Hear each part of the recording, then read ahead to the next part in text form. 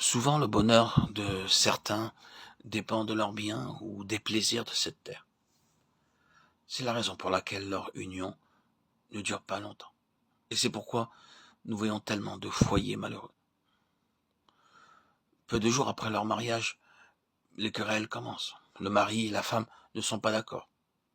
Si le mari dit « allons vers le nord », la femme dit « non, dirigeons-nous vers le sud ».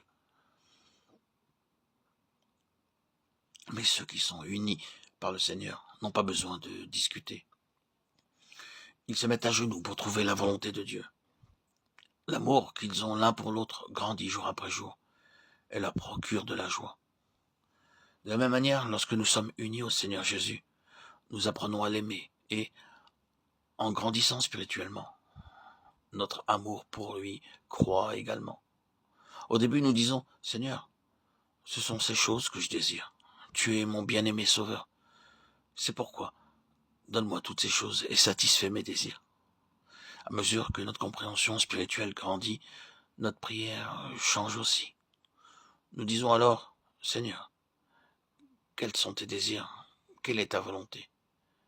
Dis-moi ce qui te ferait plaisir et je l'accomplirai. » Cela nous procure une grande joie de faire plaisir et de satisfaire notre Seigneur. Nous ne lui obéissons pas par obligation mais volontairement.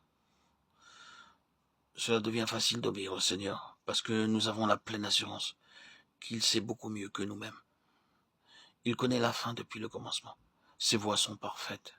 Et il rend aussi nos voies parfaites. Psaume 18, 31, 18, 33. Quand nous obéissons au Seigneur, nous devenons aussi comme lui.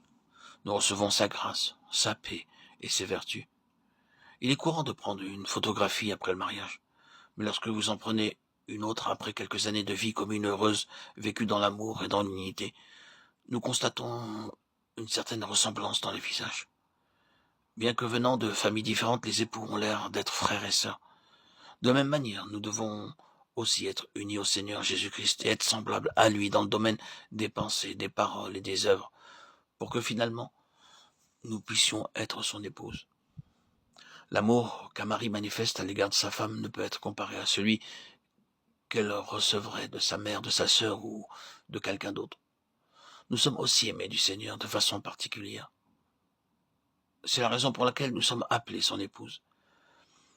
Il y a beaucoup d'anges dans le ciel, mais le Seigneur Jésus ne peut pas les aimer de la même manière qu'il nous aime. Ce grand privilège nous a été accordé. Il y a également beaucoup de choses qu'un mari ne partage qu'avec sa femme et avec nul autre. Si le mari et la femme sont réellement dans une même pensée, ils pourront partager réciproquement chaque secret. Le Seigneur Jésus-Christ veut aussi partager ses secrets avec nous. Dans Genèse 18, 17, Dieu dit « Cacherai-je à Abraham ce que je vais faire ?» Il était sur le point de détruire les cités de Sodome et de Gomorrhe. Personne d'autre ne le savait. Dieu révéla ce secret uniquement à Abraham. Nous lisons aussi dans Jean 15, 15. « Je ne vous appelle plus serviteur, parce que le serviteur ne sait pas ce que fait son maître. Mais je vous ai appelé ami, parce que je vous ai fait connaître tout ce que j'ai appris de mon Père. » Le Seigneur Jésus nous appelle son épouse, car il désire que nous connaissions ses secrets. Les anges n'ont pas ce privilège. Combien est grande la faveur que le Seigneur nous a faite. Si nous désirons que le Seigneur puisse se confier en nous et nous fasse connaître ses secrets, nous devons apprendre à aller vers lui librement. Nous devons aussi lui faire part de tous nos secrets. La confiance doit être réciproque. Nous pouvons librement répandre nos cœurs devant Dieu. Nous pouvons lui parler de nos fautes, de nos manquements et de nos chagrins. Il nous pardonnera et nous aidera. Il nous éveillera chaque matin et nous parlera. Ésaïe 54. Il nous donnera son message pour que quelques amis ou voisins, il nous enseignera les mystères célestes que nous n'aurions jamais appris dans quelque école ou collège que ce soit. Tout cela, il le fera si nous sommes désireux d'attendre patiemment devant lui chaque matin.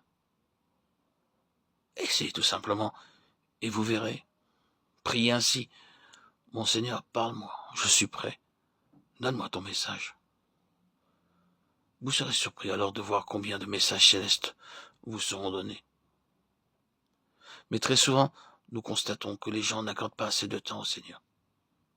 Ils le traitent comme un étranger, Ils ne passent pas suffisamment de temps dans la prière et dans la lecture de la Bible.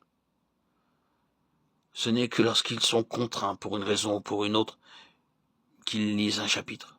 Ils pensent que les moments de dévotion sont une perte de temps.